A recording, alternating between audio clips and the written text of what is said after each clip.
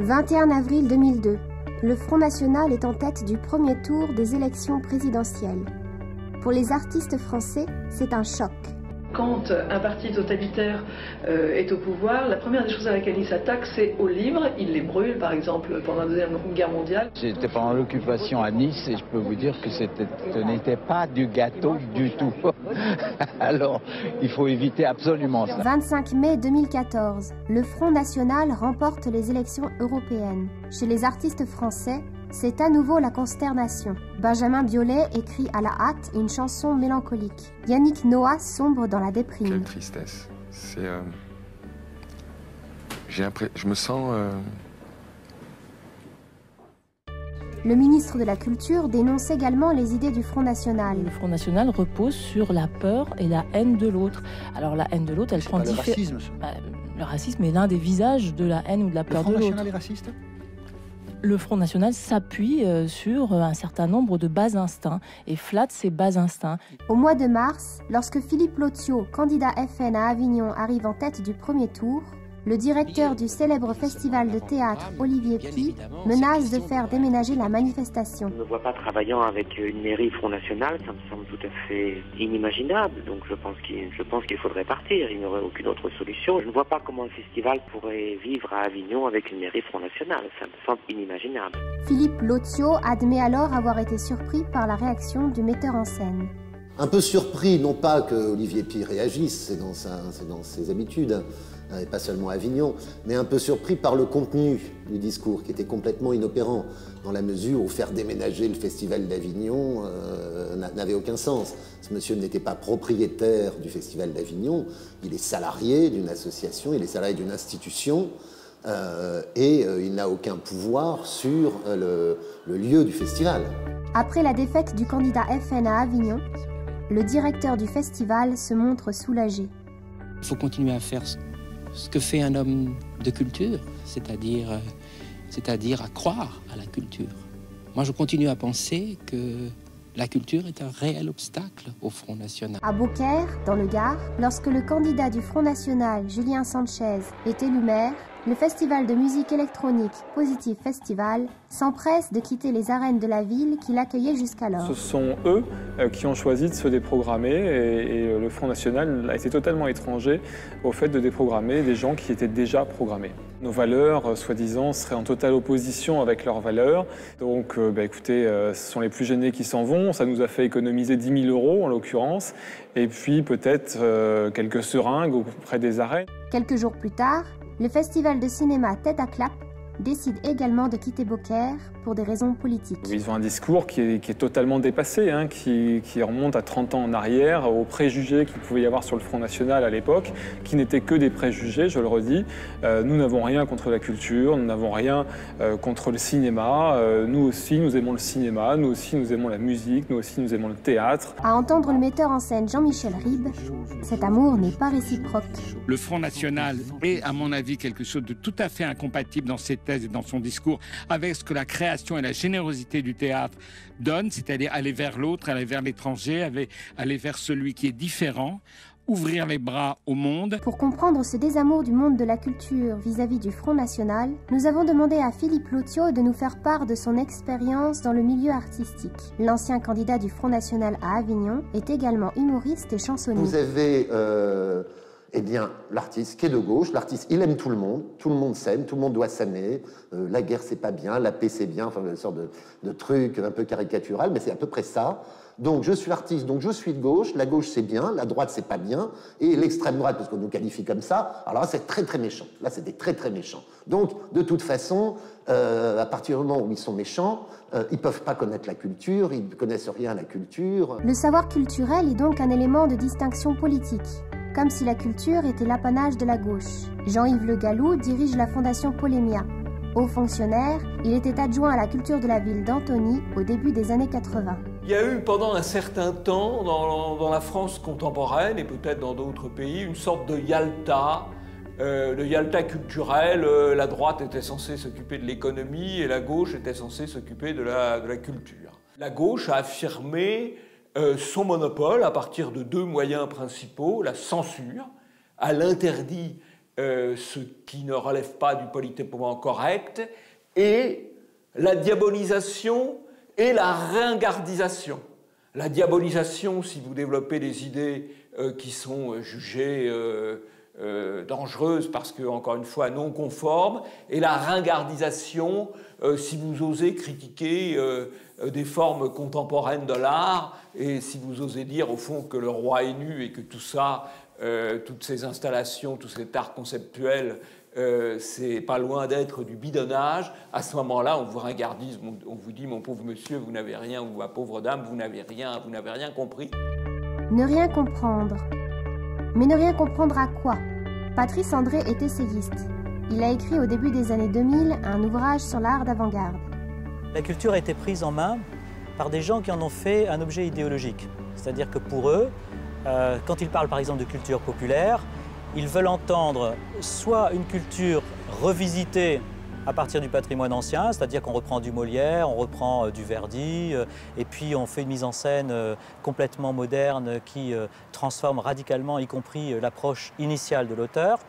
Et généralement, on le fait avec un arrière-plan intellectuel de critique de la société, de remise en cause de comportements sociaux. Soit on a affaire à une culture complètement dite d'avant-garde, où la déstructuration, le surréalisme l'emporte sur tout le reste.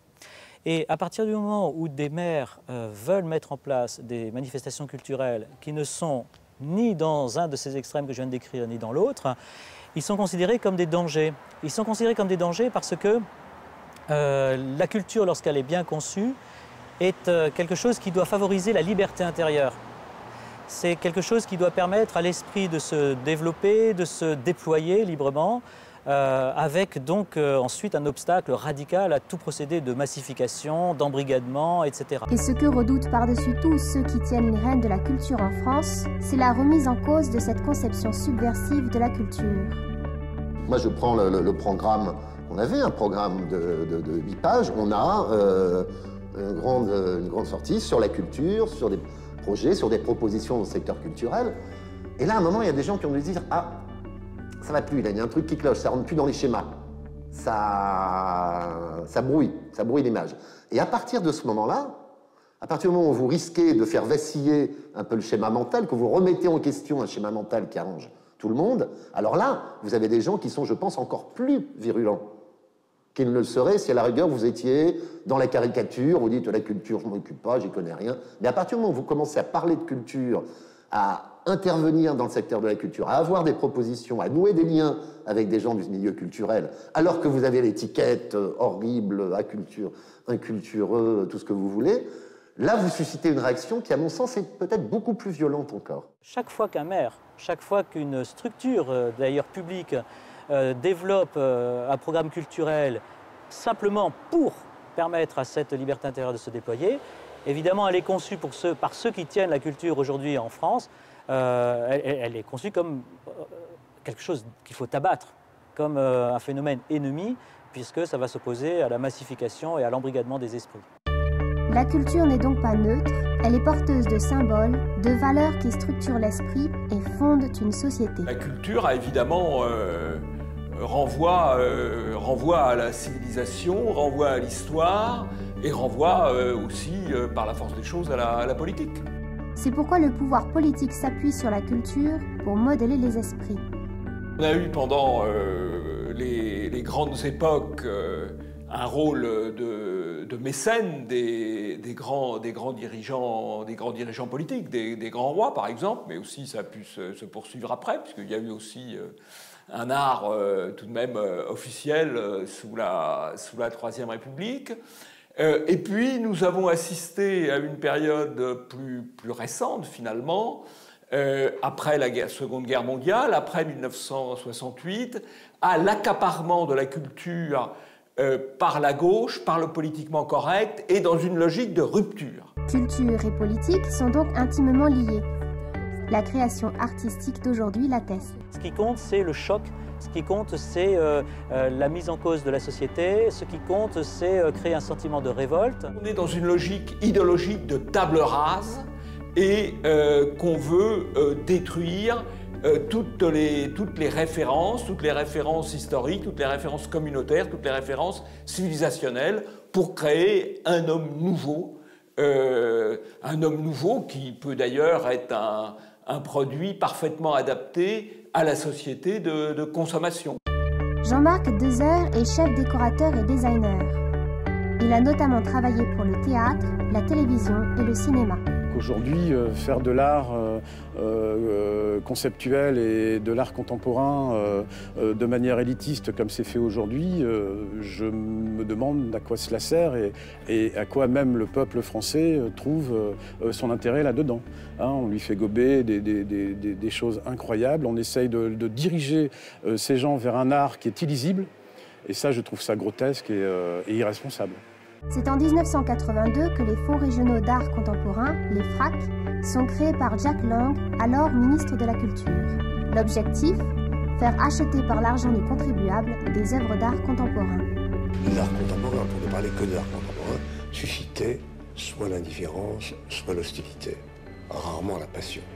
Et en 30 ans, il y a eu un changement de l'imaginaire collectif, sous l'influence des pouvoirs publics, avec la participation des artistes, des galeries, des experts.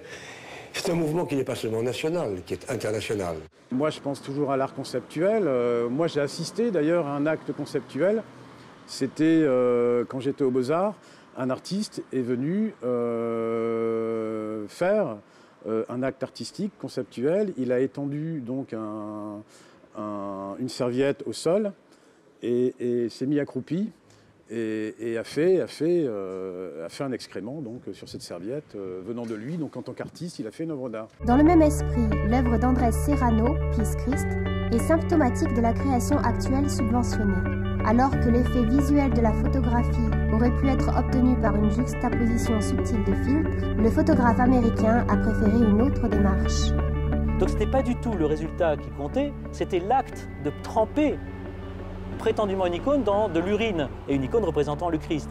Et donc on voit bien là la distorsion complète entre cette conception de l'art qui n'est plus du tout, qui n'a rien à voir avec l'art tel qu'on doit l'entendre, c'est-à-dire qu'il n'y a plus de procédé de création artistique, il y a simplement un procédé de dérision, de destruction, et c'est le résultat qu'on nous présente comme étant un résultat artistique, ce qui n'a plus rien à voir. Dérision, destruction, subversion. L'objectif de la création artistique telle qu'elle est subventionnée est inavouable, mais relève bel et bien de la manipulation des esprits.